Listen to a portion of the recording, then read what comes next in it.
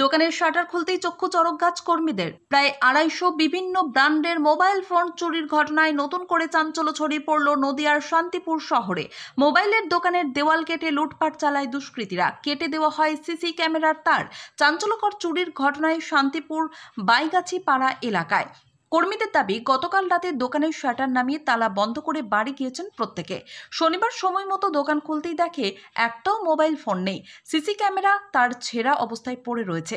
এছাড়াও ছড়িয়ে ছিটিয়ে পড়ে রয়েছে বিভিন্ন ব্র্যান্ডের মোবাইল ফোনের বাক্স। নজর ঘোরাতেই দেখে দোকানের ইটের দেওয়াল কাটা। দুষ্কৃতীরা সেখান দিয়েই ভিতরে ঢুকে লুটপাট চালায় বলে অনুমান কর্মীদের। খবর পেতেই ঘটনাস্থলে গিয়ে পরিস্থিতি খতিয়ে দেখার চেষ্টা করে শান্তিপুর থানার পুলিশ। তবে এই দুঃসাহসিক চুরির ঘটনায় মাথায় হাত দোকান মালিক সহ কর্মীদের। অন্যদিকে ঘটনার তদন্ত শুরু করেছে শান্তিপুর থানার পুলিশ। হ্যাঁ, চুরি মানে সাংঘাতিকভাবে চুরি হচ্ছে।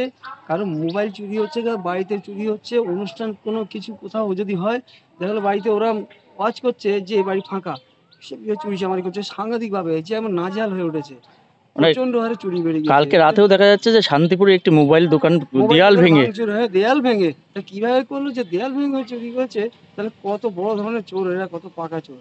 প্রশাসনকে আর তো তৎপর হতে হবে। তৎপর তো সাংঘাতিকভাবে তৎপর হওয়া উচিত। এমনকি দোকানের সামনে 5 মিনিটের জন্য টোটো রেখে বাইরে, ভেতরে যেতে বাইরে এসে থেকে টোটোটা নেই। এবং সিসি ক্যামেরা ফুটেজে দেখা যাচ্ছে সে কেমন যেন নিজের টোটো চালিয়ে চলে যাচ্ছে। এলো, চাবিটা ঢুকালো, স্টার্ট দিল, বেরিয়ে চলে গেল। সেই ফুটেজও দেখতে পেলাম। তো তারা অভিযোগ করেছে ইয়েতে প্রশাসনের কাছে।